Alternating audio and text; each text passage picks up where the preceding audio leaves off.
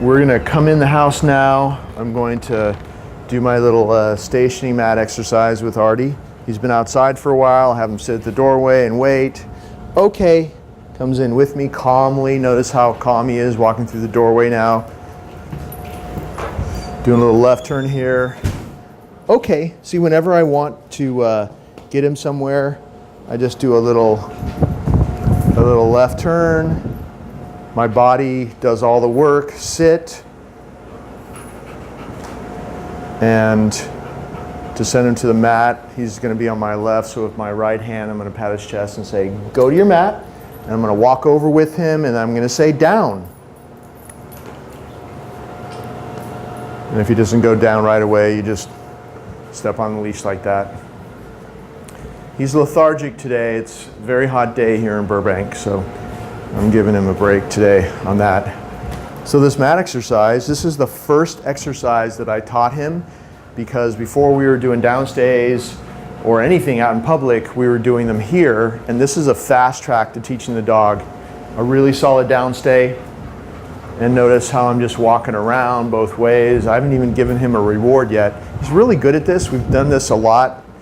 I've been practicing with him for a month, so he's got a month's worth of experience doing this. Good. He gets a reward. Notice how I'm rewarding him. It's really important how you deliver the food. You don't want to toss it down or move quickly or any of that. You really want to be calm when you deliver the reward. And you see how he's waiting? Good. He's waiting respectfully for you to deposit the food. It's just very simple. Just like that, you withdraw, he takes it off the mat. That's the way you want it to be. If he's messing with your hands, trying to take it out of your hands, if he's trying to get in there before you withdraw, you're not going to have any benefit from this exercise because he's being reactive. He's not being focused. Just the fact that he's in a downstay is not enough. The quality of this exercise is really important. So at every step, you want to make sure that he's calm. And every time that you get this little 2 or 3 second good like that, that's what he needs. He needs that little 2 or 3 second gap where it's just focus, calmness, and those start to build up and take over his life. So it's really important to do this exercise in that way. Once you've been walking around and you can accept that, that's the first part, you can start doing other things like leaving the room. I'm gonna just go into the kitchen here past the camera person, go out of Artie's sight, way over here, come back, reward him. Good. You always come back to exactly the same place. You can go all over the place, do different things, but you always come back to the same place in front of him.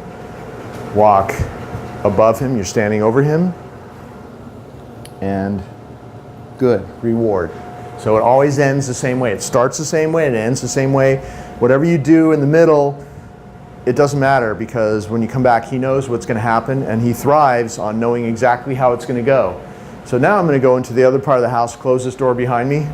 If you're ever going to do something that you think is difficult for him to handle, it's okay to remind him what you want him to keep doing. So before I go back there and close the door, I'm going to say down, just to remind him.